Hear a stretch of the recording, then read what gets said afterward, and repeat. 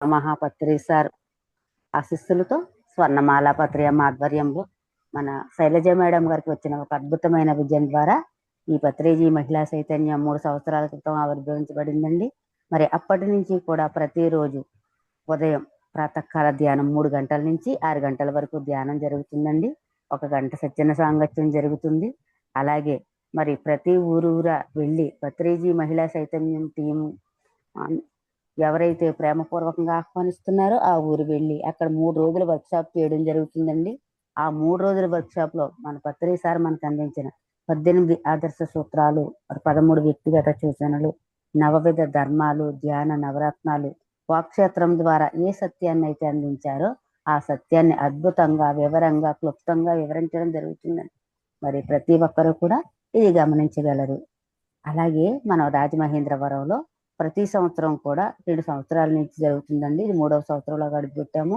మహాశివరాత్రి సందర్భంగా పత్రిజీ మహిళా చైతన్య సుదర్శన చక్ర ధ్యాన జ్ఞాన యాగం జరుగుతుందండి. అక్కడికి అందరూ కూడా ఆహ్వానితులే. అలాగే ఈ జూమ్ సెషన్లో పెళ్లి రోజు శుభాకాంక్షలు, పుట్టినరోజు శుభాకాంక్షలు కూడా అందించడం జరుగుతుందండి.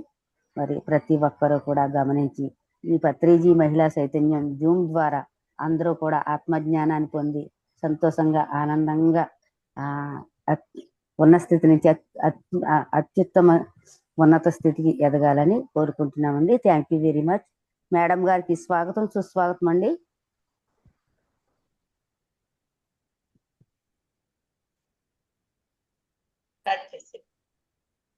స్టార్ట్ చేయండి.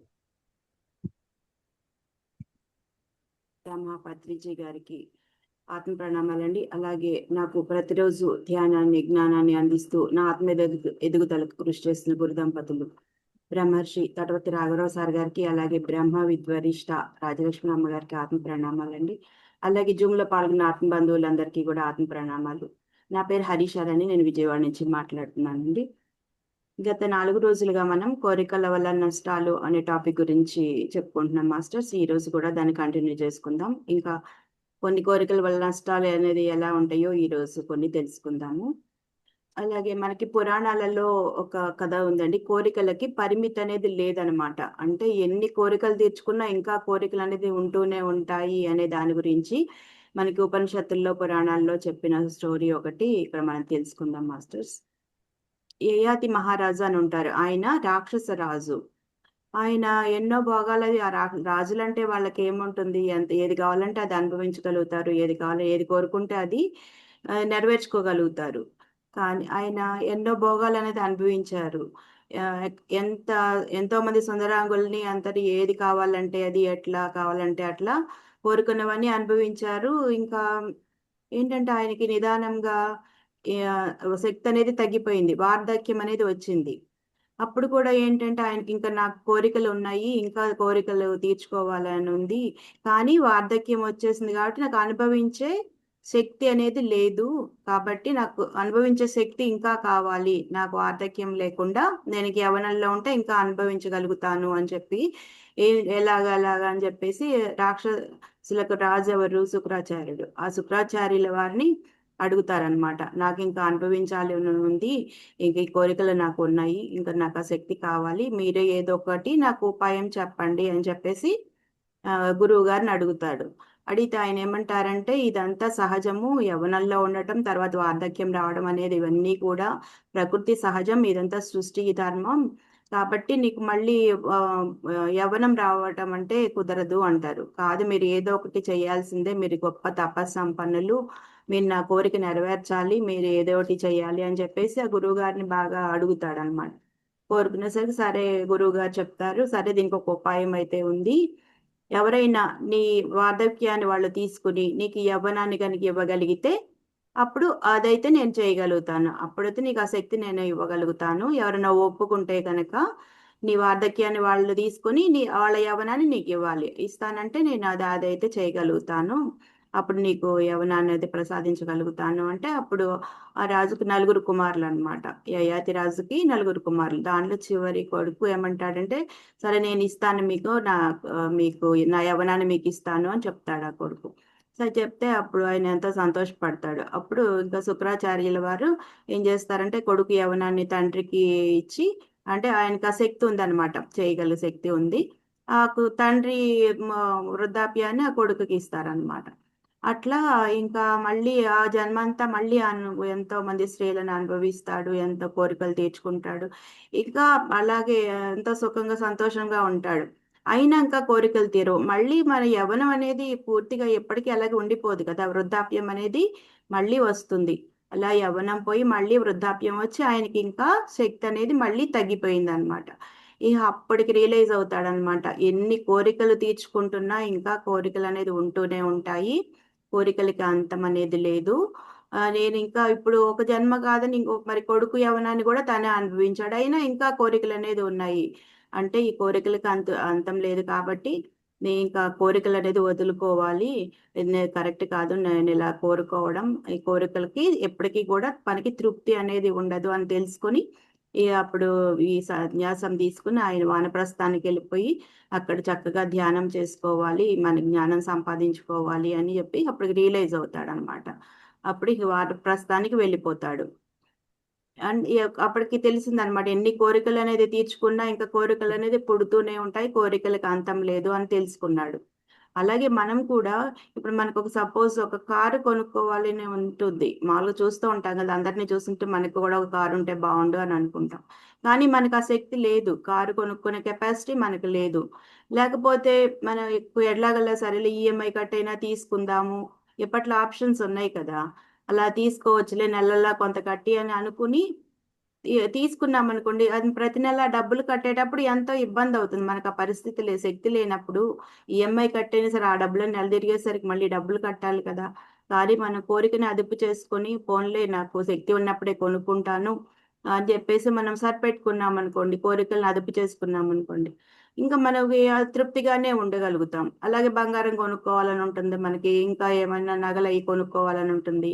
కొనుక్కోవాలనన్నా మనకు శక్తి లేనప్పుడు ఎలాగైనా కొనుక్కోవాలి అని కోరిక పడితే గనక ఇంట్లో వాళ్ళని ఇబ్బంది పెడతాం. మనము ఇబ్బంది పడతాం.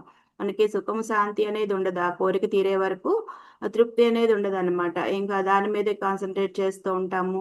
భర్తని కావాలి కొనిపెట్టమని అడుగుతూ ఉంటాము. దానివల్ల ఆయనకి మనశ్శాంతి ఉండదు. మనకి మనశ్శాంతి ఉండదు. కానీ కోరికని అదుపు చేసుకొని, సరే నాకు అర్హత ఉంటేనే వస్తుంది. నాకు అర్హత లేనిది ఎక్కడి నుంచి వస్తుంది?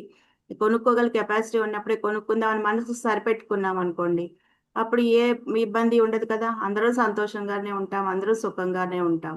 ఏదైనా సరే మనసుని కోరికలు లేకుండా చేసుకోవడం కాదు. కోరికలనేది కోరుకోవచ్చు. కానీ తీర్చుకోగలిగిన కోరికలు కోరుకుంటే ఇబ్బంది ఉండదు. కోరికలు తీర్చుకోలేని కోరికలు కోరుకుంటే గనక మనకి మనశ్శాంతి ఉండదు. ఎదుటి వాళ్ళని ఇబ్బంది పెడతాము. మనము ఇబ్బంది పడతాం. కాబట్టి కోరికలని అదుపు చేసుకోవాలి అని చెప్తున్నారనమాట. మన కోరికలని అదుపు చేసుకునే మార్గం మన గురువుగారు పత్రి సార్ మనకు అందించిన శ్వాస మీద ధ్యాస ధ్యానం ద్వారా మాత్రమే మనము ఈ కోరికలను అదుపు చేసుకోగలుగుతాం. అంటే ఎలా అంటే కోరికలకు కారణం ఎవరు? మనం చెప్పుకుంటూ ఉన్నాం మనసే. ఆ మనసే కోరికలన్నిటికీ కారణం. మనసుని అదుపు చేసుకునే మార్గం శ్వాస మీద ధ్యాస ధ్యానం.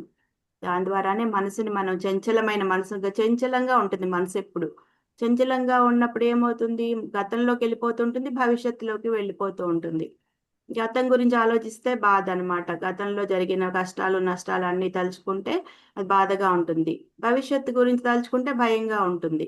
అట్లాంటి చంచలమైన మనసుని నిశ్చలం చేసుకోవాలి అంటే, చంచలంగా ఉన్న మనసుని శ్వాస మీద ధ్యాస పెట్టి ధ్యానంలో కూర్చోబెడితే, నిదానంగా చంచలంగా ఉన్న మనసు నిశ్చలమవుతుంది. నిశ్చలంగా ఉన్న మనసు ఇంకా తీవ్రంగా ధ్యానం చేస్తూ ఉంటే, నిశ్చలంగా ఉన్న మనసు నిర్మలమవుతుంది. అంటే శుద్ధి గూడా అవుతుందనమాట. అప్పుడు మనకి గుణాలు మారతాయి. తమోగుణం నుంచి రజోగుణంలోకి మారతాము. రజోగుణంలో ఉన్నవాళ్ళు సాత్విక గుణంలోకి మారతారు. అలాగే సాత్వికంలో ఉన్నవాళ్ళు నిదానంగా శుద్ధ సాత్వికం, పరిసాత్వికం అంటారు కదా! ఆ నిర్గుణంలోకి వస్తారనమాట. ఇదంతా కూడా మనం శ్వాస మీద ధ్యాస ధ్యానం ద్వారా మాత్రమే ఈ మనసుననేది కంట్రోల్ చేసుకోగలుగుతాము. కాబట్టి మనకి ఎంత గొప్ప ధ్యానాన్ని మనకు అందించిన బ్రహ్మర్షి పితామహ పత్రిజీ గారికి ఎన్నో కృతజ్ఞతలు చెప్పుకున్నా మనం తప్పు లేదనమాట. ఎంత తక్కువే అన్నట్లు ఉందన్నమాట. ఇది తెలుసుకోవాలి అందరం కూడా. కోరికల వల్ల నష్టాలు ఏంటంటే, ఇప్పుడు మన మనసుని అదుపు చేసుకుంటే కోరికలన్నిటిని కూడా అదుపు చేసుకుంటాము. అలాగే ఇంకా ఏం చెప్తున్నారంటే మనకి ఏ జన్మలోనూ కోరికలు తీరవు అని చెప్తున్నారు పత్రి సారు. ఏ జన్మలోనూ కోరికలు తీరవంట. అది ఎలాగో తెలుసుకుందాం. ఎలా అంటే పత్రి మొత్తం మానవ జన్మలు 3 రకాలుగా చెప్పారండి. 3 రకాల జన్మలుగా విభజించుకోవచ్చు. ప్రారంభ జన్మలు, మధ్యస్థ జన్మలు, చివరి జన్మలు అని 3 రకాలుగా విభజించుకోవచ్చు. ప్రారంభ జన్మల్లో ఏమవుతుందంటే ప్రారంభ జన్మలో అంటే అంటే జన్మ ఎత్తినప్పటి నుంచి 100 నుంచి 150 జన్మల్ని ప్రారంభ జన్మలు అంటారు. ఆ ప్రారంభ జన్మల్లో కూడా మనకి కోరింది రాదు. మనకి ఏమి అర్హత ఉంటే అదే వస్తుందన్నమాట. అంటే మనం ఎలా అర్హత అంటే ఏంటి? మన గత జన్మల్లో ఏం చేసుకున్నామో దాన్ని బట్టే మనకి ఈ జన్మలో వస్తుంది. కోరికల వలన ఏది కూడా ప్రారంభ జన్మల్లో ఏది కూడా మనము కోరింది రాదు అని చెప్తున్నారు. మనం అర్హత ఏది ఉంటే మనకి అదే వస్తుంది. గతంలో చేసుకున్న దాన్ని బట్టే ఇప్పుడు అర్హత అనేది ఉంటుంది 100 నుంచి 150 జన్మల్లో. అలాగే మధ్యస్థ జన్మలు. మధ్యస్థ జన్మలు అంటే అవి కూడా దాంట్లో కూడా కోరింది రాదు. అవన్నీ కూడా 150 నుంచి 300 జన్మల్లో. 150 నుంచి 300 జన్మల్లో ఉన్న వారిని మధ్యస్థ జన్మల్లో ఉన్నవారు అంటారు. అప్పుడు కూడా మనకి కోరింది అనేది రాదు. ఏమొస్తుంది? కావలసింది వస్తుంది అంటున్నారు. కావలసింది అంటే అక్కడ కూడా కోరికలు అనేది నెరవేరవు. కావలసిందే వస్తుంది. అది కూడా మనము పైనుంచి వచ్చేటప్పుడు నేను చెప్పుకున్నాం కదా సంచిత కర్మలు మనం చనిపోయి నాక మనం పైలోకాలకు వెళ్ళేటప్పుడు మనతో పాటు వచ్చే కర్మలని సంచిత కర్మలు అంటారు. మళ్ళీ మనం భూమి మీద జన్మ తీసుకునేటప్పుడు ఆ సంచిత కర్మలలో నుంచి కొన్ని కర్మలు, కొన్ని పుణ్యకర్మలు, కొన్ని పాపకర్మలు సెలెక్ట్ చేసుకుని మనం తెచ్చుకుంటాం. ఆ కర్మలు మనం తెచ్చుకున్న కర్మలలో నుంచి పైన నిర్ణయించుకొని తెచ్చుకున్న ప్రకారమే మనకు జరుగుతుందంట. మనం తెచ్చుకున్న ప్రారంధ కర్మలు ఉంటాయి కదా పైనుంచి వచ్చేటప్పుడు మనం తెచ్చుకున్న కర్మల్ని ప్రారంధ కర్మలు అంటారని చెప్పుకున్నాం కదా. ఆ ప్రారంధ కర్మల ప్రకారమే జరుగుతుంది మధ్యస్థ జన్మలలో కూడా. అలాగే చివరి జన్మలు అంటే 300 నుంచి 400 జన్మలలో ఉన్న వాళ్ళని చివరి జన్మలలో ఉన్న వాళ్ళు అంటారు. వీళ్ళేంటి ఇప్పుడు కూడా కోరింది రాదంట.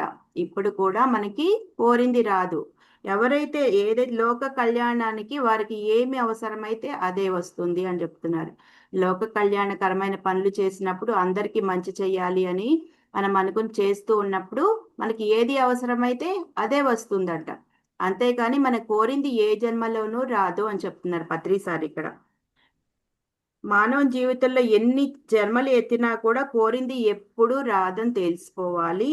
అందుచేత కోరితే నష్టం కన్నా ఏమీ ఉపయోగం లేదు అని పత్రి సారు మనకి చెప్పడం జరిగింది అనమాట. అలాగే ప్రారంభ జన్మల్లో ఉన్నవారికి ఏ విధంగా దాని గురించి కోరుకున్నవి రావు అనుకున్నాం కదా ఏ విధంగా ఆ, జరుగుతుందో ఇదంతా తెలుసుకుందాము. ప్రారంభ జన్మల్లో ఉన్న వారికి ఏంటంటే కోరింది రాదు అర్హతను బట్టి వస్తుంది అని తెలుసుకున్నాం. ఏదైనా సృష్టిలో ఏదైనా పొందాలి అంటే ముందు అర్హత అనేది సంపాదించుకోవాలి అని చెప్తున్నారు. సృష్టిలో ఏదైనా పొందాలి అంటే ముందు అర్హత సంపాదించుకోవాలి. అర్హత సంపాదించుకోకుండా మనం తప్పులు పాపాలు ఏమైనా చేసినా ఇంకా మన పక్క వాళ్ళని చూసి వాళ్ళకంటే మనం గొప్పగా ఉండాలి అని అనుకున్న చేయకూడని పనులు చేసినా కూడా మన కోరికలు అనేది తీరవు అని చెప్తున్నారు ఇంకా. అలాగే మనం మోసం చేసి ఎవరినైనా మోసం చేసి మన డబ్బులు అది సంపాదించుకున్నా కానీ డబ్బులు అప్పుడు ఏంటంటే మనం మోసం చేసి సంపాదించుకున్న దాన్ని పదింతలు మన నష్టపోతాము అని చెప్తున్నారు అనమాట ఇక్కడ పత్రి సారు. అందుకని అనుకున్న జరగాలంటే సృష్టిలో ఒక మార్గం ఉంది. అదే అర్హత సంపాదించుకోవటం అని చెప్తున్నారు. అర్హత సంపాదించుకోవాలి అంటే ఏం చేయాలి? అర్హత ఎలా వస్తుంది మనకు అర్హత అనేది అంటే ఇస్తే వస్తుంది. ఏదైనా మనం ఇస్తేనే వస్తుంది. ఎంత ఇస్తే అంత వస్తుంది. ఏది ఇస్తే అదే వస్తుంది అని చెప్తున్నారు.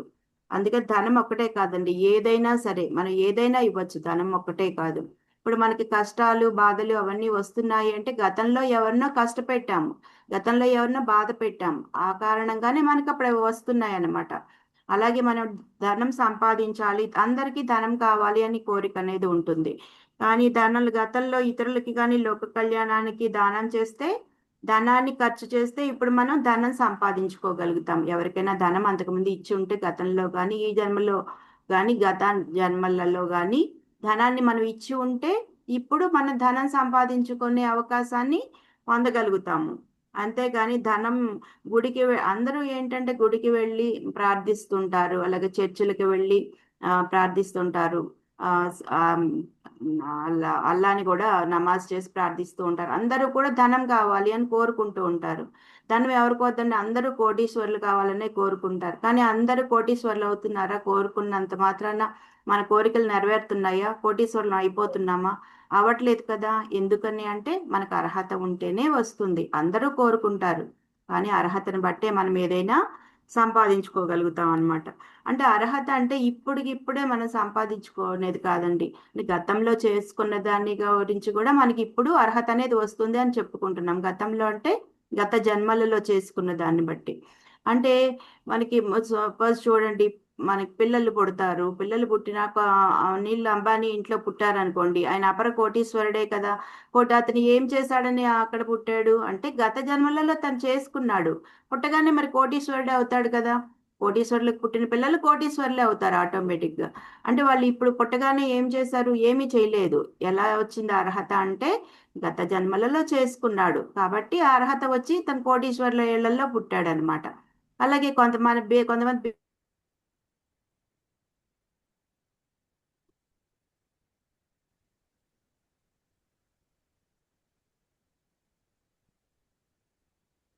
అట్లే కదా, పేదవారి ఇంట్లో పుట్టినప్పుడు వాళ్ళు ఆటోమేటిక్గా పేదవారే అవుతారు కదా. అంటే వాళ్ళు ఏం చేశారని పుట్టినప్పుడే ఏం చేశారు అంటే వాళ్ళు ఇప్పుడు చేసింది కాదు అది. ఇది గత జన్మలలో చేసుకున్నారు కాబట్టి గతంలో ఎవరికి ఇవ్వలేదు. కాబట్టి అలా లేని ఓ ఇంట్లో పుట్టి బాధపడుతూ ఉంటారన్నమాట. గతంలో చేసుకున్న దాన్ని బట్టే మనకి ఇప్పుడు ఈ జన్మ అనేది ఉంటుంది అని చెప్తున్నారు. గతంలో చేసుకున్నాడు గట్టే అతను అనిల్ అంబానీకి మనవడిగా పుట్టాడు. మరి ఇతను పేదవాడి ఇంట్లో పుట్టాడు అంటే ఏమీ చేసుకోలేదు, గతంలో ఏమీ చేసుకోలేదు కాబట్టి ఆ అర్హతను బట్టే తను పేద ఇంట్లో పుట్టాడనమాట. అది డిఫరెన్స్. అర్థమైందా మాస్టర్స్? ఓకే. అర్హత ఏదైనా సరే మన అర్హత సంపాదిస్తేనే ధనవంతులు అనేది అవుతాము అని చెప్పేసి మనం దీని ద్వారా తెలుసుకోవచ్చు. అంతేగాని ఇప్పుడు కొంతమంది ప్రభుత్వం కూడా చాలా మంది పెన్షన్స్ అనేది ఇస్తుంది. వృద్ధాప్య పెన్షన్లు అని ఇస్తుంది. కొంతమంది వికలాంగులకని, కొంత లేని వారికని పెన్షన్స్ అవన్నీ కూడా గవర్నమెంట్ ఎంతో హెల్ప్ చేస్తుంది. చేసినా సరే ధనవంతులేమో ధనవంతులుగానే ఉంటున్నారు, పేదవారు పేదవారుగానే ఉంటున్నారు. ఇచ్చినంత మాత్రం ఏమన్నా వాళ్ళ జీవితాలు ఏమైనా మారిపోతున్నాయా? మారిపోవట్లేదు కదా. ఎందుకని అంటే వాళ్ళ అర్హత లేదు కాబట్టి వాళ్ళు అలా ఉండిపోయారు అనమాట. అందుకనే మనం చెప్పుకుంటున్నాం కదా, ఏమనంటే మనకి ఎంత ఉంటే అంత, మనకు ఉన్నంతలో ఎంతో కొంత లోక కళ్యాణకరమైన పనులకి మన ధనాన్ని వినియోగించాలి. ఎంత శాతం ఇచ్చామనేదే మన ప్రకృతి గాని భగవంతుడు గాని చూస్తాడు గాని ఎంత ఎక్కువ ఇచ్చాము, ఎంత లక్షలు ఇచ్చాము అనేది చూడడు. మనకున్న సంపదను బట్టి మనం ఎంత ఇస్తే మనకున్నంతలో అది లోక కళ్యాణపరమైన పనులకు ఇచ్చినప్పుడు అది మనం ధనవంతులు కావడానికి అవకాశం ఉంటుంది. అంతేగాని నాకు లేదు కదా నేనేమి ఇవ్వగలను అని అనుకోవక్కర్లేదు. మనకున్నంతలో వీలైనంత ఎంతో కొంత ఇటువంటి పిరమిడ్ కార్యక్రమాలకు కానీ అలా జూమ్ నిర్వహిస్తున్నారు. ఇలా దీనికి అవసరమైన కార్యక్రమాలు కానీ పిరమిడ్లు కట్టుకునేటానికి కానీ లేకపోతే జ్ఞానవంతమైన బుక్స్ అందరికీ పంచిపెట్టడం కానీ, బుక్స్ పంచిపెట్టామనుకుంటే అందరూ ఆ బుక్స్ చదువుకుంటారు. ఆ బుక్స్ చదువుకుని దానిలోని జ్ఞానం అంతా తెలుసుకుంటారు కదా, వారి దుఃఖం పోగొట్టుకుంటారు కదా. అటువంటి చక్కగా బుక్స్ పంచిపెట్టడం కానీ లేకపోతే ఇట్లా క్లాసులు పెట్టించడం కానీ, మన క్లాసులు పెట్టిస్తూ ఉంటారు కదా, మంచి మాస్టర్స్ని పిలిపించి క్లాసులు పెట్టించినప్పుడు జూమ్లో ఎలా పిలుస్తున్నారో అలా విడిగా కూడా క్లాసులు పెట్టించి అందరినీ కూడా జ్ఞానవంతులు చేయడానికి ప్రయత్నం చేయటం. అలాగే మనం తెలుసుకున్న జ్ఞానాన్ని నలుగురికి పంచటం, వాళ్ళ దుఃఖాన్ని కూడా పోగొట్టటం. ఇదే అన్నిటికంటే హైయెస్ట్ సేవ అని చెప్తూ ఉంటారండి గురువు గారు ఎప్పుడు, తడవర్తి రాఘవరావు గారు. జ్ఞానాన్ని మనం తెలుసుకోవాలి, అలాగే మనం తెలుసుకున్న జ్ఞానాన్ని అందరికీ పంచాలి. ఇదే అన్నిటికంటే ఉత్తమమైన సేవ అని చెప్పేసి మనం ఈ సేవని అందరికీ చేస్తూ ఉంటే మనం మనం ఎదగటమే కాకుండా మనము ఎదుటి వారికి చెప్పడం వల్ల మనకెంతో లాభం ఉంటుంది. అలాగే ఎదుటి వారు కూడా వాళ్ళ దుఃఖాన్ని పోగొట్టుకుంటారు కాబట్టి వారిని ఎంతో ఉన్నతులుగా, అంటే దుఃఖాన్ని పోగొట్టుకుంటే మన బాధ నుంచి విముక్తులం అవుతాం కదా. అందుకని ఎవరైనా సరే జ్ఞానాన్ని అందరికీ, మన తెలిసిన జ్ఞానాన్ని అందరికీ పంచుతూ ఉండాలి మాస్టర్స్. పత్రి సార్ కూడా ఏం చెప్తారు, మీకు ఏ తెలిస్తే ఏ చెప్పండి, బి తెలిస్తే బి చెప్పండి. ప్రతి ఒక్కరికి కూడా అలా మన ఫస్ట్ రోజు నుంచి అందరినీ మాస్టర్స్ మాస్టర్స్ అంటారు. అని ప్రతి ఒక్కళ్ళని కూడా ఎవరు శిష్యులుగా ఉండకూడదు, అందరూ గురువులుగా ఎదగాలి అని చెప్పి మనకు పత్రి సార్ ఎప్పుడు చెప్తూ ఉంటారు అనమాట. ఎంత తెలిస్తే అంత మనం చెప్తూ ఉండడమే. ఫస్ట్ రోజు ఇంత తెలుసుకున్నాం, అది పక్కన వాళ్ళకి చెప్పండి అని మనకి అందరికీ కూడా జ్ఞానాన్ని పంచటం అనేది మన పత్రి సార్ అలవాటు చేశారు ఈ మార్గంలో. అలాగే మధ్యస్థ జన్మలలోకి వచ్చిన వారి గురించి తెలుసుకుందాం. మధ్యస్థ జన్మల్లో వచ్చిన వారు ఏంటంటే సహజంగా పైనుంచి వచ్చేటప్పుడే మనము ప్రారబ్ధ కర్మలు తెచ్చుకున్నాం కదా, ఆ ప్రారబ్ధ కర్మలలో నుంచి మనము ఏం తెలుసుకుంటాం అనమాట. మధ్యస్థ జన్మల్లోకి వచ్చేసరికి కొంచెం నాలెడ్జ్ అనేది పెరుగుతూ ఉంటుంది జన్మలు పెరిగేసరికి. అప్పుడు మనం అసలు ఎవరము, ఎక్కడి నుంచి వచ్చాము, ఎందుకు వచ్చాము, మన జీవిత లక్ష్యం ఏమిటి, గమ్యం ఏమిటి, ఇవన్నీ ఏమున్నాయో ఇవన్నీ కూడా తెలుసుకొని మన ప్రణాళిక ప్రకారం ఇక్కడికి వచ్చాక ఇవన్నీ చెయ్యాలి అని వస్తాం పైనుంచి వచ్చేటప్పుడు, జన్మ తీసుకుని వచ్చేటప్పుడు. కానీ భూమి మీదకి వచ్చాక ఏం చేస్తాము, అవన్నీ మర్చిపోతాం అన్నమాట. మనం వచ్చిందేమో ఇవన్నీ ప్రణాళిక అన్ని తెలుసుకొని జ్ఞానం సంపాదించుకొని మళ్ళీ సత్యలోకం చేరాలి మనము అన్న ఉద్దేశంతోనే వస్తాం వచ్చేటప్పుడు. ఇక్కడికి వచ్చేసరికి ఏమవుతుంది, మన మాయ మాయ అంటే మనసులో మాయలో పడిపోతుంది కదా, ఈ ప్రపంచం మాయ, ఈ తల్లిదండ్రులు నా వాళ్ళు, బంధువులు నా వాళ్ళు అని చెప్పేసి, పిల్లలు నా వాళ్ళు అని అందరి కోసం వచ్చి ఈ కుటుంబ ప్రభావం, అలాగే కుటుంబంగా సమాజ ప్రభావం మన మీద పడుతూ ఉంటుందన్నమాట. కుటుంబంలో ఏం చేస్తే అదే చేస్తాము. మనం ఎటువంటి శాకాహార కుటుంబంలో పుడితే శాకాహారమే తింటూ ఉంటాము. అలాగే మాంసాహార కుటుంబంలో పుట్టామనుకోండి, మా తల్లిదండ్రులు ఏది అలవాటు చేస్తే అదే అలవాటు అయిపోతుంది. అలా వాళ్ళు చెప్పినట్టుగానే మాంసాహారం తింటూ ఉంటాము. అలాగే చుట్టూ ఉన్న సమాజాన్ని చూసి వాళ్ళ ప్రభావం కూడా మన మీద ఉంటుంది. చుట్టూ ఉన్న ఫ్రెండ్స్ అంతా ఏం చేస్తూ ఉంటారో ఆటోమేటిక్ గా విగ్రహారాధన చేస్తూ ఉంటారు తల్లిదండ్రులు, మనము అదే విగ్రహారాధన చేస్తూ ఉంటాము. మన చుట్టుపక్కల అన్ని గుళ్ళకు వెళ్ళటం అంతా తల్లిదండ్రులు నేర్పిస్తూ ఉంటారు. చిన్నప్పటి నుంచి దండం పెట్టుకో అంటుంటారు. మనము మన పిల్లల్ని కూడా అలాగే చేసాము. ఇప్పటివరకు తెలియక మనం కూడా అంతే, మనం ఎలా పెరిగామో అలాగే మన పిల్లల్ని కూడా అలాగే తయారు చేసాం. పొద్దున్నే దేవుడికి దండం పెట్టుకో, దండం పెట్టుకుంటే నీ కోరిక నెరవేరుతుంది, నువ్వు బాగా చదువు వస్తుంది, దండం పెట్టుకో అని మనం ఫస్ట్ నుంచి కూడా రెండు చేతులు కలిపి ఇట్లా దండం పెట్టుకోవాలి అని కూడా చూపిస్తూ ఉంటాం పిల్లలకి. అంటే మనకి తెలిసింది అదే, మనం తల్లిదండ్రుల నుంచి మనం అదే నేర్చుకున్నాము, మనము మన పిల్లలకి అదే అలవాటు చేసాం. కానీ మనం ఈ పత్రికారి మార్గంలోకి వచ్చాక మనం తెలుసుకున్నాం ఏమని, విగ్రహం భగవంతుడు కాదు, ఆత్మే భగవంతుడు అని. అంటే భగవంతుడు మనలోనే ఉన్నాడు ఆత్మ రూపంలో అని తెలుసుకుంటున్నాం కాబట్టి మనం కొంత కొంత మారాము. ఇప్పుడు విగ్రహారాధన చేయకుండా ఆత్మారాధనే చేయాలని శ్వాస మీద ధ్యానం ద్వారా మనము మన లోపలికి మనం వెళ్తున్నాము. ఎంతో గొప్ప గురువుని మనం పొందగలిగాము అని ఈ రకంగా నాకు ఎంతో గర్వంగా అనిపిస్తూ ఉంటుందన్నమాట. ఆయన ద్వారానే కదా మనందరము ఈ ధ్యాన మార్గంలోకి రావడం, మనల్ని మనం తెలుసుకోవడం, మన దుఃఖాన్ని పోగొట్టుకోవటం ఇదంతా జరిగింది.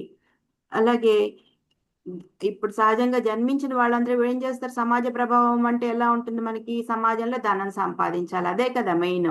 ఇంకా పుట్టినప్పటి నుంచి చదువుకోవటం, చదువుకున్న తర్వాత ఉద్యోగం రావటం, ఉద్యోగం తర్వాత పెళ్లి పిల్లలు, ఇలా కంటిన్యూ వరుసగా ఉంటాయి.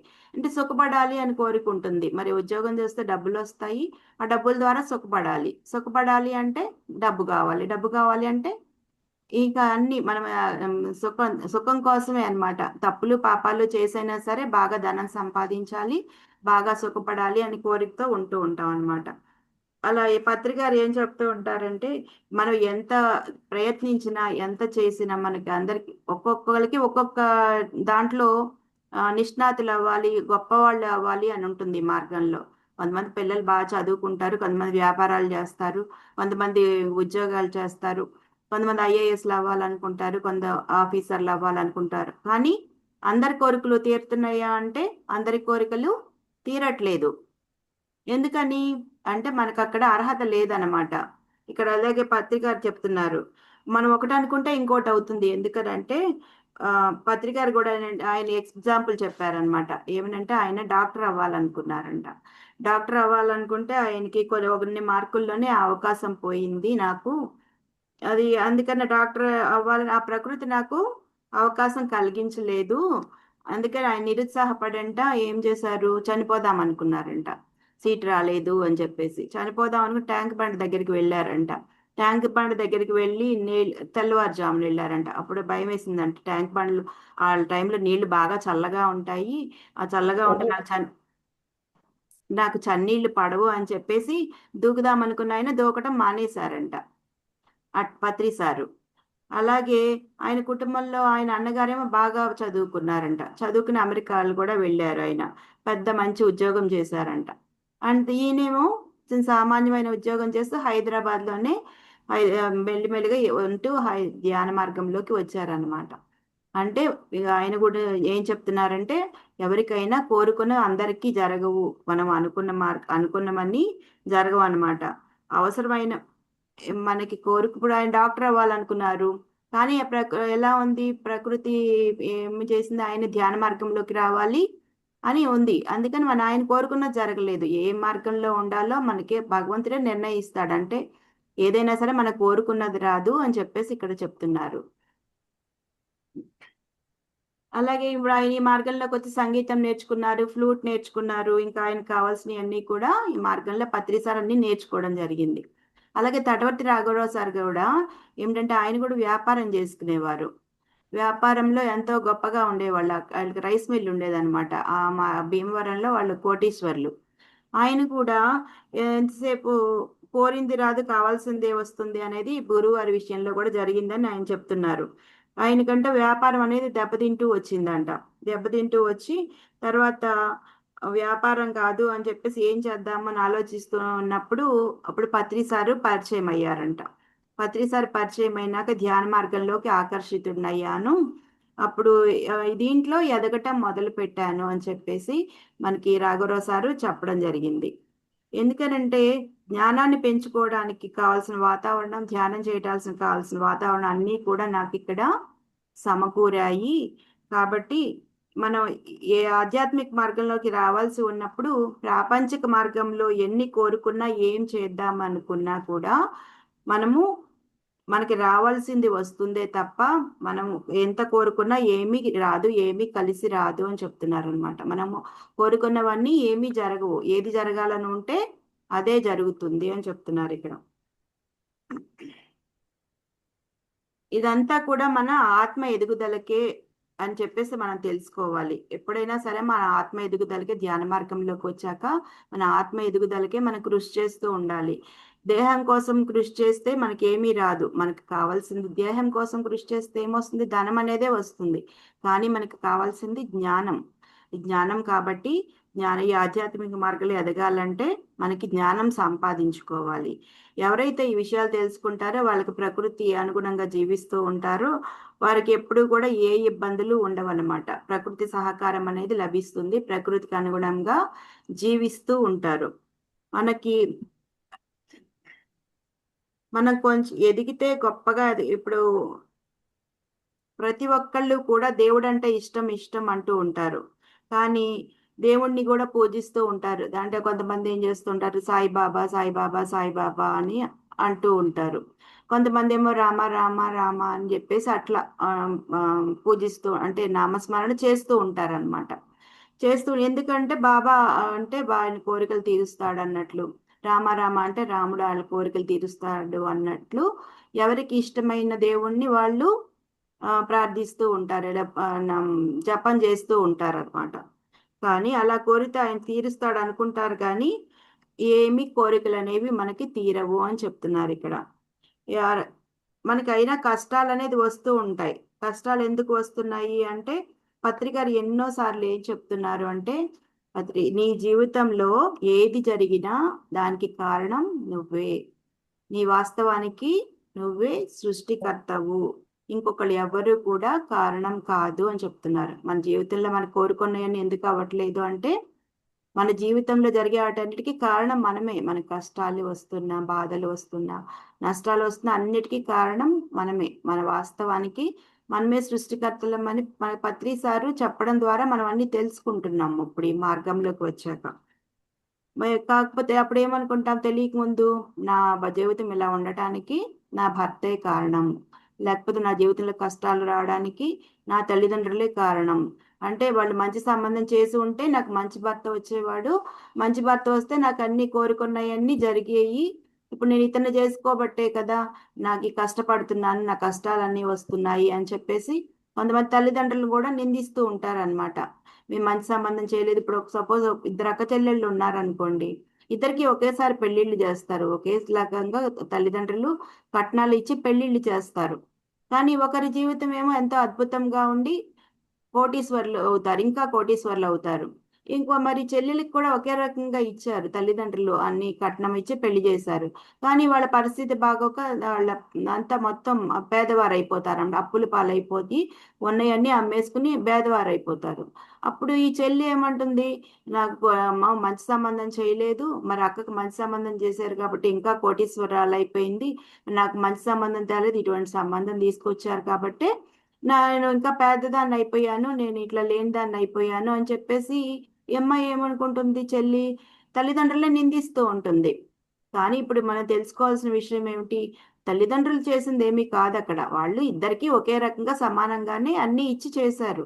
కానీ తన గతంలో చేసుకున్న దాన్ని బట్టే తన జీవితం అనేది ఉంది అని తెలియనప్పుడు తల్లిదండ్రులను నిందిస్తూ ఉంటాము. అలాగే భర్తని నిందిస్తూ ఉంటాము. నీ వల్లే నా జీవితం నాశనం అయిపోయిందని భర్తని అంటాము.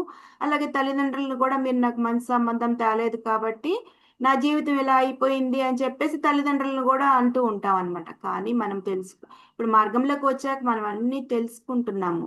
ఏమని? ఏటికైనా సరే మన జీవితం బాగున్నా బాగోకపోయినా అన్నిటికీ మనమే కారణం అని తెలుసుకుంటున్నాం కాబట్టి ఇప్పుడు ఎవరిని నిందించము. నిందిస్తే అవి కూడా ఇంకా కర్మలు అవుతాయి అని చెప్పి తెలుసుకున్నాం. మాటలు కూడా కర్మలే అని చెప్పేసి మన గురువుగారు పత్రి సార్ ద్వారా మనం తెలుసుకున్నాం కాబట్టి ఇప్పుడు ఎవరిని నిందించము. ఏదైనా సరే నేను చేసుకున్నదే నేను అనుభవిస్తున్నాను అని ఎప్పటికసారి పెట్టుకుంటూ ఉంటాను అనమాట. సరే గతంలో చేసుకున్నాను, ఇప్పుడు అనుభవిస్తున్నాను కాబట్టి ఇప్పుడైనా మంచి చేసుకోవాలి. లోక కళ్యాణకరమైన పనులు చేసుకుంటే నా భవిష్యత్తు అయినా బాగుంటుంది అని చెప్పి మనం తెలుసుకుంటున్నాం కాబట్టి ఈ ధ్యాన మార్గంలో మనకు సేవ చేయగలిగిన సేవ చేస్తున్నాము. మనకి టైంని ఇస్తున్నాము, సమయాన్ని ఇస్తున్నాము, అలాగే వాక్కుని ఇస్తున్నాము. జ్ఞానాన్ని నలుగురికి చెప్పడానికి వాక్కుననేది ఉపయోగిస్తున్నాము. అలాగే ఇంకా సేవలు చేసే వాళ్ళు చేయవలసిన సేవలని కూడా కొన్ని పిఎంసి ఛానళ్ళు వాళ్ళకి, అలాగే ఇంకా మనకి డొనేషన్స్ ఇవ్వటం కానీ ఇట్లాంటివన్నీ కూడా మనకున్నంతలో ఎంతో కొంత చేస్తున్నాం. అంటే ఇప్పుడు మనం చేసుకున్న దాన్ని బట్టి, గతంలో చేసుకున్న దాన్ని బట్టి మన ఇప్పుడు జన్మ అనేది ఉంది. అలాగే ఇప్పుడు మనం చేసుకునే దాన్ని బట్టి మన భవిష్యత్తు జన్మ అనేది ఉంటుంది. కాబట్టి తెలుసుకుంటున్నాం కాబట్టి ఎవరికి వారు ఎంత వీలైతే అంత లోక కళ్యాణకరమైన పనులకి మన సమయాన్ని, ధనాన్ని, వాక్కుని అన్నిటిని కూడా ఉపయోగించుకోవాలన్నమాట. మనం చేసే కర్మలను బట్టే మన భవిష్యత్తు ఆధారపడి ఉంటుంది కాబట్టి మనం చేసే కర్మల మీద దృష్టి పెట్టాలి అని చెప్పేసి చెప్తున్నారు. అప్పుడు మన భవిష్యత్ అనేది బంగారు బాట అవుతుందన్నమాట.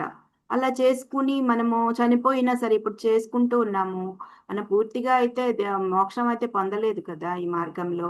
మన ఈ పత్రిసారి లాంటి వాళ్ళు ఎన్నో జన్మలు 5 జన్మలుగా ఆయన ఎంత ఎన్లైటన్మెంట్ అయ్యారు అనేది మనకి అందరికీ తెలుసు. అంటే అంత తీవ్రమైన తపనతో ధ్యాన సాధన చేశారు. మనం ఇప్పుడు ఎంతో కొంత తెలుసుకున్నాం. తెలుసుకుని చేసుకుంటున్నాం. కానీ ఇప్పుడే మనం చనిపోయామనుకోండి, చనిపోయినా సరే మళ్ళీ నెక్స్ట్ జన్మ అనేది మళ్ళీ యోగుల ఇళ్లల్లో పుట్టడం కానీ, ధనవంతుల ఇళ్లల్లో కానీ పుట్టి మళ్ళీ మనం ఈ ధ్యాన మార్గంలో ఎలా వచ్చాం అలా నెక్స్ట్ కంటిన్యూ చేసుకుంటాం అనమాట. అట్లా అట్లా నిదానంగా నిదానంగా కొంచెం కొంచెం ఎదుగుతూ ఉంటాము. కాబట్టి ఎవరైనా సరే మన జ్ఞానాన్ని ఆ నలుగురికి తెలిసిన జ్ఞానాన్ని పంచుతూ ఉండాలన్నమాట. ఇంకా ఏం చేస్తాము? దేవుడి దృష్టి ఎవరిని ఆశ్రయించినా ఎవరిని పట్టుకున్నా ప్రయోజనం ఉండదన్నమాట. ఉండనప్పుడు ఏం చేస్తాం? ఎవరిని మన గురువుల్ని ఆశ్రయిస్తాం. మన ధ్యాన మార్గంలోకి వచ్చి గురువుల్ని ఆశ్రయిస్తాము. లేకపోతే ప్రాపంచికంగా ఉన్న వాళ్ళైతే బయట గురువులనది ఆశ్రయిస్తూ ఉంటారు. మన కష్టాలు వచ్చినప్పుడు మళ్ళీ కష్టాల నుంచి బయటపడేయండి అని చెప్పి గురువుల్ని ఆశ్రయిస్తారు. వాళ్ళైనా ఏం చేస్తారు? ఎలా జీవించాలో నేర్పుతారు. గురువులైనా సరే ఎలా ప్రవర్తించాలో చెప్తారు. అంతేగాని ఇప్పుడు పూర్తిగా మనకి కష్టాలన్నీ వాళ్ళని తీర్చేయరు. మన సద్గురువుల దగ్గరికి వచ్చామనుకోండి, సద్గురువులు కూడా మన ప్రతిరోజు సరి చేస్తూ ఉంటారనమాట. మీరు మాట్లాడే మాటలు కర్మలు అవుతాయి కాబట్టి మీరు జాగ్రత్తగా మాట్లాడండి. అలాగే ఈ మార్గంలో ఎవరిని మోసం చేయకూడదు. ఎవరిది అవసరం అంటే మనం వాళ్ళు ఇస్తే తీసుకోవచ్చు తప్ప మనము వాళ్ళది ఎవరిది ఆశించకూడదు. డబ్బు తీసుకోకూడదు. అట్లాంటి మనకి ఎన్నో నేర్పించారు. మన పత్రి సార్ గాని, రాఘవరావు సార్ గాని ఇవన్నీ కూడా ప్రతిరోజు చెప్తూ ఉంటారు. చెప్పడం వల్ల మనం బిహేవియర్ అందరితో ఎలా ఉండాలి, మనం ఎలా ప్రవర్తించాలి అందరితోనూ ఏదైనా సరే మనము ఈ మార్గంలో ఉన్నాం కాబట్టి ఎన్నో తెలుసుకుంటున్నాం. మళ్ళీ చెడు లక్షణాలన్నీ కూడా పోగొట్టుకుంటున్నాం అనమాట. అలా మనకి గురువులు ఏం చెప్తూ ఉంటారంటే, మనం మాట్లాడే మాట ఎలా ఉండాలి, మన ఆలోచన విధానం ఎలా ఉండాలి అని అన్నిటిని మనం సరిచేస్తూ ఉంటారు. మన చేతలు ఎలా ఉండాలి, ఇవన్నీ కూడా సరిచేస్తూ ఉంటారనమాట. సరిచేయటం వల్ల మనము అప్పుడు మన భవిష్యత్తు అనేది ఎంతో బాగుంటుంది. తెలుసుకుంటున్నాం కాబట్టి మన భవిష్యత్తు ఎంతో బాగుంటుంది. అసలు ఈ కోరికలకు మూల కారణం ఏమిటి? అసలు ఈ కోరికలు ఎందుకు కలుగుతున్నాయి అంటే, మనం చెప్పుకుంటున్నాం కదా! ఈ కోరికలన్నిటికీ మూలం ఎవరు? మనసు. ఆ మనసే అన్నిటికీ మూల కారణం అన్నమాట. కాబట్టి అందరికీ మనసు అనేది ఒకే రకంగా ఉండదండి. ఒక్కొక్కళ్ళ మనసు ఒక్కో రకంగా ఉంటూ ఉంటుంది. ఎవరి మనసైతే తమో గుణంలో, రజో గుణంలో ఉంటుందో వాళ్ళేమో ఎక్కువ పాపాలన్నీ చేస్తూ ఉంటారు. వాళ్ళకి కోరికలనేది ఎక్కువగా ఉంటూ ఉంటాయి. కోరికలు అదుపులో ఉండవన్నమాట. వాళ్ళకి కోరికలు నెరవేర్చుకోవాలని పట్టుదల, పంతం ఇవన్నీ కూడా ఎక్కువ ఉంటాయన్నమాట. దానివల్ల ఏం అవుతుంది? కోరికల వలన ఎక్కువ నష్టపోతూ ఉంటారు. అందుకని కోరికలకు మూలమైన తమో గుణాన్ని, రజో గుణాన్ని అధిగమించే ప్రయత్నం అనేది మనము చెయ్యాలన్నమాట. ఆ అధిగమించే మార్గమే మనము గురువుగారు పత్రి సార్ చెప్పిన మనకి శ్వాస మీద ధ్యాస, ధ్యానం. ఆ ధ్యానం ద్వారా మాత్రమే మన మనసుని కంట్రోల్ చేసుకోగలుగుతాము. అదేనండి మెయిన్ పాయింట్ ఇదే. కోరికలు అన్నిటినీ కూడా అదుపు చేసుకోవాలి. కోరికలు అనేది ఉండకూడదు. కోరికలు కోరుకోవచ్చు కానీ మనకి కోరిక తీర్చుకోగలిగిన కోరికలే తీ కోరుకోవాలి. ధర్మపరమైన కోరికలే కోరుకోవాలి. అవసరాలకి పరిమితం అవ్వాలి. ఈ మెయిన్ పాయింట్స్ ఇవేనండి. ఏదైనా సరే కోరికల్ని అదుపు చేసుకోవాలి. అదుపు చేసుకున్నప్పుడు మనం ఎంతో సుఖంగా, సంతోషంగా ఉంటాము. కోరికల అదుపు లేకపోతే మనము నష్టపోవటమే కాకుండా ఇంట్లో వాళ్ళని ఇబ్బంది పెడతాము, తల్లిదండ్రులని ఇబ్బంది పెడతాము, అందరిని అత్తమామల్ని అందరినీ ఇబ్బంది పెడుతూ ఉంటాము. కోరికలు అదుపులో ఉన్నప్పుడు ఎంతో సంతోషంగా, సుఖంగా ఉండగలుగుతాం అన్నమాట. కోరికలను అధిగమించే మార్గమే మనకి పత్రి సార్ చెప్పిన శ్వాస మీద ధ్యాస ధ్యానము. అలాగే సాత్వికమైన శాకాహారం తీసుకోవాలి. అప్పుడే మన మనసు అనేది మనకి కంట్రోల్‌లో ఉంటుందన్నమాట. ధ్యాన సాధన ఎంత ముఖ్యమో అలాగే మనకి ఆహారం కూడా అంతే ముఖ్యం. మన వెల్లుల్లి వేసిన ఆహారం తీసుకుంటే మన గురువుగారు ఎప్పుడు చెప్తూ ఉంటారు. ఆహారంలో కూడా చాలా జాగ్రత్తగా ఉండాలి. ఒకసారి వెల్లుల్లి ఆహారం తీసుకుంటే మనం 6 నెలలు పాటు చేసిన సాధన అంతా పోతుందంట. అంత కాబట్టి మీరు బయటకి వెళ్ళినప్పుడు ఆహారం విషయంలో చాలా జాగ్రత్తగా ఉండాలి అని చెప్తూ ఉంటారు. పత్రి సార్ కూడా రాఘవరావు సార్‌కి చెప్పారంట. ఏమని ఒకసారి పత్రి సార్‌తో అన్నారంట, ఏమన్నా బయటికి వెళ్తూ ఉంటాం గదా! ఈ క్లాసులకని బయటికి ప్రయాణాలన్నీ చేసి వెళ్తూ ఉంటాం గదా! బయటికి వెళ్ళినప్పుడు ఇంట్లో అంటే మనకి నచ్చినట్లు వండుకుంటాము. మాంసాహార పాత్రలన్నీ తీసేసాము. వెజ్ పాత్రలే వండుకుంటున్నాము. అంత జాగ్రత్తగా ఉంటాము. కానీ బయటికి వెళ్ళినప్పుడు అంటే అన్నీ కుదరదు కదా! మనకి. మన ఇంట్లో ఉన్నట్టు బయట ఉండదు. అట్లాంటప్పుడు చాలా ఇబ్బందిగా ఉంటుంది ఫుడ్ విషయంలో అంటే, అప్పుడు పత్రి సార్ చెప్పారంట. ఏమని? "నువ్వు పస్తులైనా ఉండు. కానీ ఆహారం విషయంలో కాంప్రమైజ్ అవ్వద్దు. అంటే నువ్వు తినకపోయినా పర్వాలేదు గానీ, ఆహారం విషయంలో పోన్లే ఈ ఒక్కసారే కదా అని చెప్పేసి నువ్వు వెల్లుల్లి ఆహారం తీసుకోవద్దు. ఒకసారి వెల్లుల్లి ఆహారం తీసుకుంటే అది 6 నెలల పాటు శక్తి మనం చేసిన సాధనంతా వేస్ట్ అయిపోతుంది. మనం ఎంత కష్టపడి సాధన చేసుకుంటున్నాము. మరి ట్యాంకుకి చిల్లు పడితే గనక మొత్తం నీళ్ళన్నీ ఎలా వేస్ట్ అయిపోతాయో, అలాగే మన ఆహారం విషయంలో కూడా జాగ్రత్తగా ఉండకపోతే మనం సంపాదించుకున్న శక్తినంతా కోల్పోతాము. మరి శక్తి కోల్పోతే మనకి ఇది ధ్యానం ద్వారా వచ్చిన శక్తిని కోల్పోతే గనక మనకి సాధన అనేది కుదరదు కదా! ఇదంతా. సాధన కుదరదు అంటే మనకి ఈ ఆహారం వలన కూడా మనకి తమో గుణం, రజో గుణం అవన్నీ కూడా ఏర్పడతాయి. మన నిల్వ ఉన్న పదార్థాలు తినడం వలన, అలాగే ఇంకా ఫ్రిడ్జ్‌లో పెట్టినవి, నిల్వ ఉన్నవి, పుల్లటివి ఇవన్నీ తీసుకోవడం వల్ల కూడా మనకి సాధన అనేది కుదరదు. తమో గుణంలో ఉంటాము, బద్ధకంగా ఉంటాము. అందుకని చెప్పి గురువులేం చెప్తూ ఉంటారంటే, ధ్యానంలో కూర్చునేటప్పుడు చక్కగా పొద్దున్నే స్నానం చేసి కూర్చోండి అంటారు. పొద్దున స్నానం చేసి కూర్చుంటే మనం శరీరము రాత్రి లేచేసరికి తమో గుణంలో ఉంటుందంట. అంటే బద్ధకం అనేది. స్నానం చేసేసరికి నీళ్లు ఒంటి మీద పడేసరికి ఆ గుణమంతా పోతుంది. మీకు చక్కగా ధ్యానం అనేది కుదురుతుంది. కాబట్టి మీరు చక్కగా స్నానం చేసి కూర్చోండి అని చెప్పేసి చెప్తూ ఉంటారు. ఈ విధంగా మనకి ధ్యానంతో పాటు సాత్వికమైన శాకాహారం అనేది కూడా మన జీవితంలో ప్రముఖ పాత్ర వహిస్తుందండి. అలాగే బయటికి వెళ్ళినప్పుడు మనకి తినటానికి ఫుడ్ అది దొరకలేదనుకోండి, అప్పుడే మనం ఏం చేయొచ్చు అంటే మన ఫ్రూట్స్ అవి తీసుకోవచ్చు. ఫ్రూట్స్ తీసుకుంటే మనకి అన్నం బదులు ఫ్రూట్స్ తీసుకునైనా మనం సరిపెట్టుకోవచ్చు కదా. తర్వాత ఇంటికి వచ్చినాక మనం ఇంకా తినాలనుకుంటే తినొచ్చు.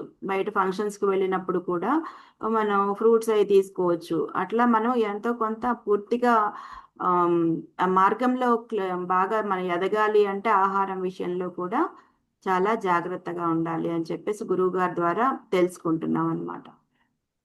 అప్పుడు మన శక్తిని ఎంతో సంపాదించుకోగలుగుతాము. లేకపోతే సంపాదించుకున్న శక్తిని కోల్పోతూ ఉంటాము. అలాగే ఇంకా శ్వాస మీద ధ్యాస ధ్యానం ద్వారా మాత్రమే మన కోరికలను అదుపు చేసుకోగలుగుతాము. కోరికలకి బానిస అవ్వకుండా ఉంటాము. అలాగే తృప్తిగా జీవిస్తాము. అలాగే అందరూ ధర్మంగా జీవిస్తూ ఉంటాము.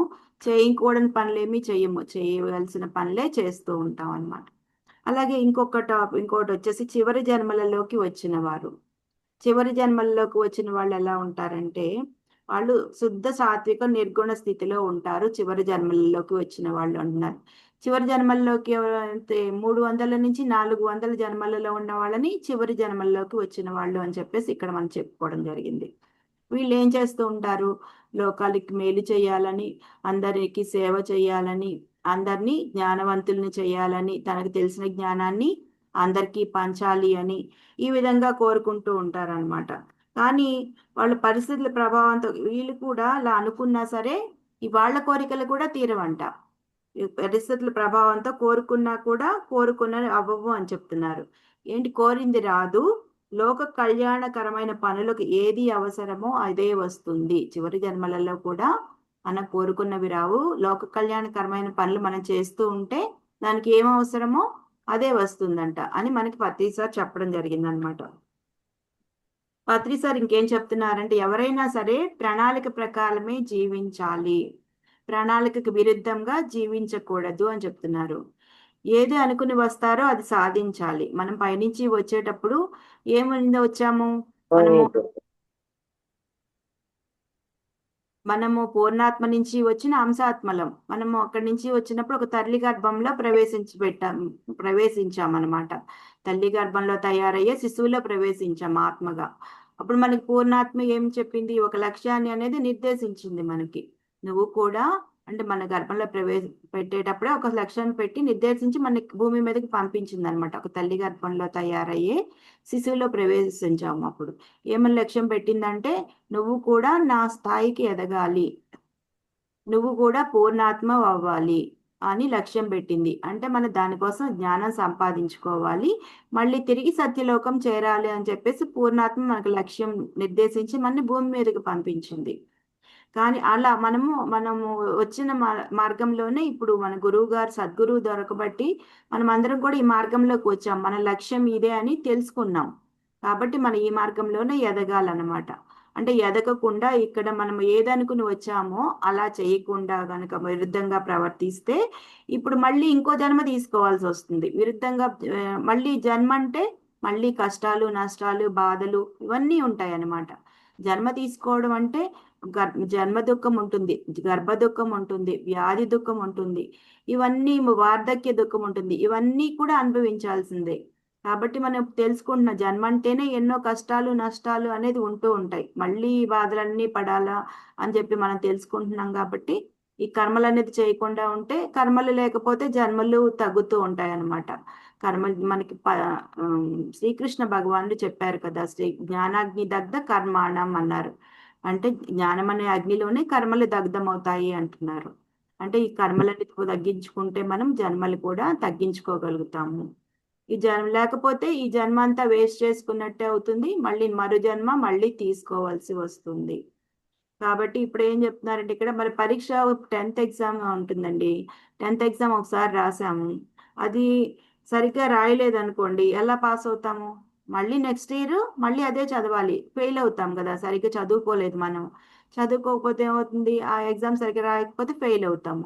ఫెయిల్ అయితే మళ్ళీ నెక్స్ట్ ఇయర్ మళ్ళీ అదే 10th చదవాల్సిందే. అలాగే ఇప్పుడు మనకి జన్మ వచ్చింది. ఈ జన్మలో మనం ఏం చేయాలని వచ్చాం? పైనుంచి జ్ఞానం సంపాదించుకోవాలని పైనుంచి వచ్చాము. వచ్చి ఇప్పుడు మనకి తెలియదుక ఇప్పుడు ఈ మార్గంలో ధనం సంపాదించడానికి, అలాగే పిల్లల్ని బాగా చూసుకోవాలని, సుఖపడాలని, వీటి కోసమే తాపత్రయపడుతూ తప్పులు పాపాలు చేస్తే అప్పుడు ఏమన్నా ఈ జన్మంతా మనం వేస్ట్ చేసుకున్నట్లే. కానీ మనం ఎందుకు వచ్చాము? ఈ జ్ఞానం సంపాదించుకోవడానికి వచ్చి అవన్నీ పనులు చేస్తూ ఉంటే మళ్ళీ మళ్ళీ జన్మ అనేది తీసుకోవాల్సి వస్తుంది. అలా జన్మ అనేది వేస్ట్ అయిపోతుంది అని చెప్పేసి మనకి ఇక్కడ పత్రిక గారు చెప్పడం జరిగింది అనమాట. మనం వచ్చిన పని చేయకపోతే మళ్ళీ మళ్ళీ మన జన్మ అనేది తీసుకుంటూ ఉంటాం అనమాట. అందుకని ఏం చెప్తున్నారంటే భూలోకం అనేది ఒక పాఠశాల. మనందరము కూడా పాఠాలు నేర్చుకోవడానికి ఈ భూమి మీదకి వచ్చాము. ఏది నేర్చుకోవడానికి వచ్చాము అంటే ఏం నేర్చుకోవడానికి వచ్చాము? మనం జ్ఞానం సంపాదించుకోవడానికి వచ్చాము. ఏది నేర్చుకోవడానికి? జ్ఞానం సంపాదించుకోవడానికి వచ్చి మన జ్ఞానం సంపాదించుకోకపోతే మళ్ళీ మళ్ళీ మళ్ళీ పుట్టాల్సి ఉంటుందన్నమాట. అందుకని ఏది అనుభవించడానికి వచ్చామో అది అనుభవించకపోతే మళ్ళీ అనుభవించాలి. కాబట్టి పత్రి సార్ ఏమంటారంటే కష్ట ఎవరైనా సరే కొంతమంది కష్టాలు బాగా ఉన్నాయి, తట్టుకోలేకపోతున్నాము, ఈ సరే చనిపోతే చాలు ఈ కష్టాలన్నీ ఉండవు అని చెప్పేసి కొంతమంది ఆత్మహత్యలు కూడా చేసుకుంటూ ఉంటారండి. ఆత్మహత్య చేసుకుంటే మనం చనిపోతాము, ఈ బాధలన్నీ ఉండవు, ఇక్కడితో బాధలు తీరిపోతాయిలే అని చెప్పేసి ఆత్మహత్య చేసుకుంటారు. కానీ గురువు గారు ఇక్కడ ఏం చెప్తున్నారంటే ఆత్మహత్య చేసుకుంటే మన కష్టాలన్నీ తీరిపోయినట్లు కాదండి. మళ్ళీ నెక్స్ట్ జన్మ మళ్ళీ అదే విధంగా పుట్టి ఇంకా పెనాల్టీగా మనం ఈ జన్మలో అనుభవించాల్సినవి కొన్ని ఉన్నాయి. మనం పైనుంచి వచ్చేటప్పుడు కొన్ని కర్మలు తెచ్చుకుని అవి అనుభవిస్తూ ఉన్నాము. మధ్యలోనే మనం కావాలని మన ఆత్మహత్య చేసుకున్నాం అనుకోండి, అవి అనుభవించకుండానే చనిపోయాం కదా. కష్టాలు కొన్ని, నష్టాలు కొన్ని అనుభవించకుండా చనిపోయాం కదా. కాబట్టి ఈ జన్మలో అనుభవించకుండా చచ్చిపోయిన కష్టాలు, నష్టాలు అవిను ప్లస్ నెక్స్ట్ జన్మకి మనం వచ్చేటప్పుడు మళ్ళీ కొన్ని తెచ్చుకుంటాం. అవి ఇవి రెండు కూడా అనుభవించాల్సిందేనంట. అంటే పెనాల్టీ పడుతుంది. ఇప్పుడు వడ్డీ అనమాట. అసలుకి ఇంకా వడ్డీ కూడా యాడ్ అవుతుంది. ఈ జన్మలో మనం అనుభవించకుండా పోయినవన్నీ కూడా మళ్ళీ జన్మ తీసుకున్నప్పుడు అవి కూడా అనుభవించాల్సిందే అనమాట. పెనాల్టీ పడుతుంది. మీరేదో ఇక్కడ తప్పించుకున్నాము అని అనుకోవడం కాదు అని చెప్పేసి గురువు గారు చెప్తూ ఉంటారు అనమాట. కష్టాల నుంచి బయటపడి ఆత్మహత్య చేసుకున్న వాళ్ళు అటువంటి కష్టమే మళ్ళీ అనుభవించాలంట. తప్పించుకోవడాన్ని చూసినందుకు పెనాల్టీ పడుతుంది అని చెప్తున్నారు. వాళ్ళ పరిస్థితి ఎలా ఉంటుందంటే పెనం మీద నుంచి పొయ్యిలో పడినట్లు అవుతుంది అని చెప్తున్నారు అనమాట. అందుకని చెప్పేసి ఎవరైనా మనం అంతకు ముందు ఏం చేశామో అదే వస్తుంది. ఎప్పుడైనా సరే లోక కళ్యాణం కోసం మనం పాటుపడితే గనక మనకి ఏది కావాలో అది వస్తుంది అని చెప్తున్నారు ఇక్కడ. అలాగే స్వామీజీలైనా గురువులైనా కానీ ఎవరైనా సరే వాళ్ళకి సంపాదన మీద ఇంకా ప్రాపంచిక మీద వ్యామోహాలు ఏమి ఉండవండి. వాళ్ళందరికీ జ్ఞానాన్నే బోధిస్తూ ఉంటారు మనకు. కాబట్టి చివరి జన్మల్లో లోక కళ్యాణం కోసం కావాల్సినవి సమకూరుతూ ఉంటాయి అని చెప్తున్నారు అనమాట. ఎవరైతే కృషి చేస్తారో లోక కళ్యాణానికి అటువంటి వారికి లోక కళ్యాణానికి అవసరమైనవి అందుతూ ఉంటాయి. అంతేగాని కోరికలు కోరినవి అయితే ఏమీ రావు అని చెప్తున్నారు అనమాట. అలాగే మనం కోరికలు తీర్చుకోవడం కాదు, కోరికల మీద దృష్టి కాదు అని చెప్పేసి పత్రి సారు ఇలాగే రమణ మహర్షి, రామకృష్ణ పరమహంస వీరందరూ కూడా చెప్పడం జరిగిందండి. వాళ్ళందరూ కూడా ఏం చెప్తున్నారంటే మనం అసలు ఎవరము, ఈ కోరికలు అనేది కోరుకోవడం కాదు, ఇవన్నీ అసలు తెలుసుకోవాలన్నమాట. నేను ఎవరిని, అసలు ఎక్కడి నుంచి వచ్చాను, ఎందుకు వచ్చాను, ఏమి సాధించటానికి వచ్చాను, ఇవన్నీ కూడా ప్రశ్నలు వేసుకోవాలండి. ప్రశ్నలు వేసుకుంటే మనకు తెలుస్తుంది. గురువులు చెప్పినాక మనకు మార్గంలోకి వచ్చా గురువుల ద్వారా తెలుసుకున్నాం మనందరం ఆత్మలము, మనందరం ఎందుకు వచ్చాము, ఎక్కడి నుంచి వచ్చాము, సత్యలోకం నుంచి వచ్చాము. మనం ఎందుకు వచ్చాము అంటే మనం పూర్ణాత్మ అవడానికి జన్మ తీసుకుని జ్ఞానం సంపాదించుకుని మళ్ళీ సత్యలోకం చేరుకోవాలి అని చెప్పి మనకి లక్ష్యం అనేది ఉంది అని చెప్పేసి మనం ఇవన్నీ తెలుసుకున్నాం అనమాట. కానీ నా వాళ్ళు అనుకొని ప్రాపంచిక సంబంధంలో పడిపోయి వాళ్ళ కోసం మనం ఇక్కడ తప్పులు పాపాలు అన్ని చేస్తూ ఉంటాము. అలాగే అసలు ఈ పుట్టడం ఇంకేమో తెలుసుకోవాలి అంటే అసలు ఈ పుట్టడం ఏమిటి, ఈ చావటం ఏమిటి, చనిపోయిన తర్వాత ఏమవుతాను, అలా ఇవన్నీ క్వశ్చన్స్ అని తెలుసుకోవాలి. అసలు ఉంటానా ఉండనా, చనిపోయిన వాళ్ళంతా అసలు ఎక్కడికి వెళ్తారు, ఇవన్నీ కూడా ఈ కష్టాలేంటి, బాధలేంటి, అలాగే కొంతమంది ధనవంతులుగా పుట్టడం ఏంటి, కొంతమంది ఏమో పేదవారిగా పుట్టడం ఏంటి, ఇవన్నీ కూడా మనం తెలుసుకోవాలన్నమాట. దేవుడికి అందరూ సమానమే కదా, మరి ఎందుకని ఈ విధంగా ఉంటున్నారు అని చేయాలి. అంతేగాని కోరికలు కోరుకోవడం కాదు అని చెప్పి వాటి గురించి అన్నీ తెలుసుకుంటూ ఉండాలి అని చెప్పి మనకి ఇక్కడ గురువులు చెప్తున్నారు. మన జీవితాలు ఎంత ప్రార్థించినా సరే, ఎంత ప్రాధేయపడినా అనుకున్నట్లు ఉండవు. దీనికి కారణం ఏంటంటే మనము గతంలో చేసుకున్న దాన్ని బట్టే మనకు అర్హత ఉంటేనే వస్తుంది. అలాగే మనకి ఎంత కావాలో అంతే వస్తుంది. అలాగే మన లోక కళ్యాణకరమైన పనులు చేస్తేనే మనకి అది ఏది అవసరమో అదే వస్తుంది. అంతేకాని దేవుణ్ణి కోరుకున్నంత మాత్రాన మనకి ఏమి కోరికలు అనేది తీరవు అని చెప్పేసి మనకి ఇక్కడ ఈ టాపిక్ ద్వారా తెలుసుకోవచ్చు మాస్టర్స్. అలాగే మనం ఏం చేస్తాం, కోరికలు తీర్చుకోవడానికి చేయకూడని పనులు, తప్పులు, పాపాలు చేస్తూ ఉంటే అది మన దుర్భరమైన జీవితాన్ని అనుభవించాల్సి వస్తుంది. కాబట్టి కోరికల మీద దృష్టి కాదు, మనము కోరికలని అదుపు చేసుకునే మార్గము ఈ శ్వాస మీద ధ్యానం ద్వారా మాత్రమే కోరికలను అదుపు చేసుకోగలుగుతాము అని ఈ టాపిక్ ద్వారా నాకు అర్థమైంది మాస్టర్స్. నాకు తెలిసింది మీకు వివరించాను. రేపు మరి కొన్ని కోరికల వల్ల నష్టాలు కొన్ని తెలుసుకుందాం రేపు. Thank you masters. జూమ్లో పాల్గొన్న ఆత్మబంధువులందరికీ నాకు ఈ అవకాశం ఇచ్చిన మేడం గారికి అందరికీ కూడా ధన్యవాదాలు తెలియజేసుకుంటున్నాను. Thank you masters. Thank you all. Thank you very much. Thank you madam. Thank you. Thank you madam. చాలా చాలా బాగుంది మేడం. మన వాస్తవానికి మనమే కారణం.